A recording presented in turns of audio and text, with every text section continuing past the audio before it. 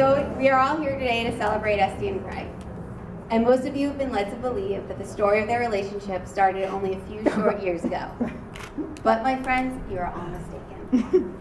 It actually all started in the summer of 1989, when Zoe and I met at Camp Blue Star, sharing a bunk and becoming lifelong friends, neither of us knowing that our friendship would be the catalyst to the future fate of our two great friends, Esty and Craig, for them to come together as one more than 2 decades later. And not that we want to take credit for the entire marriage, but we definitely like to discuss why we probably should take a little, at least a little. So first, a little background. In the fall of 1999, we went off to college. Brette to the University of Michigan, where she was lucky enough to meet Esty, her upstairs neighbor, and eventually her sorority sister at the first football game freshman year.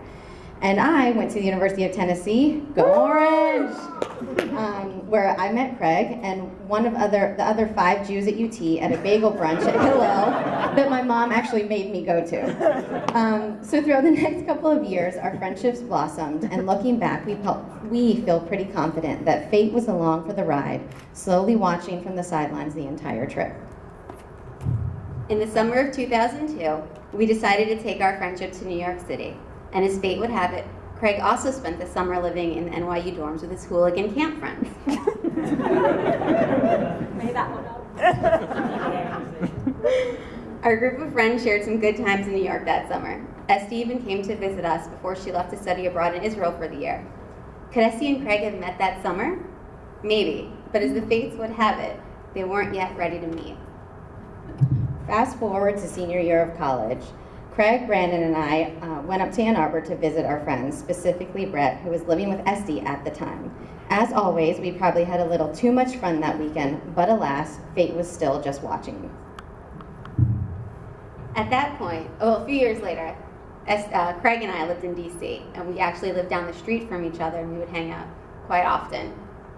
The connection between Esty and Craig is brewing at this point, so the big man upstairs is getting ready to have them cross paths. Because after a few years of me getting to get to know Craig better in DC, he eventually moved to LA, where he finally met Esty.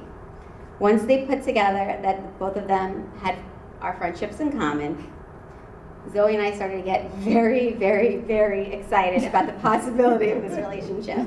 We tried to play it really cool, but it didn't come out so good. Zoe and I used to daydream about their wedding, what this weekend would be like, what we would wear, how we would walk down the aisle together, and how wonderful it would be when their 2 amazing families finally met and became one big happy family together. We even talked about giving this exact speech. True story.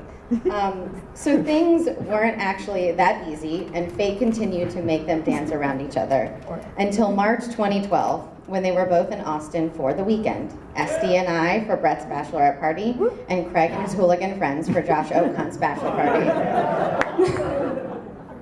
What are the chances of this happening?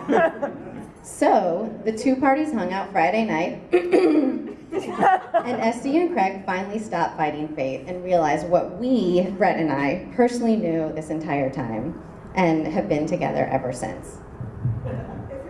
So as we celebrate what we always knew was destined to happen, we like to raise a glass and just say, You're welcome, and we love you.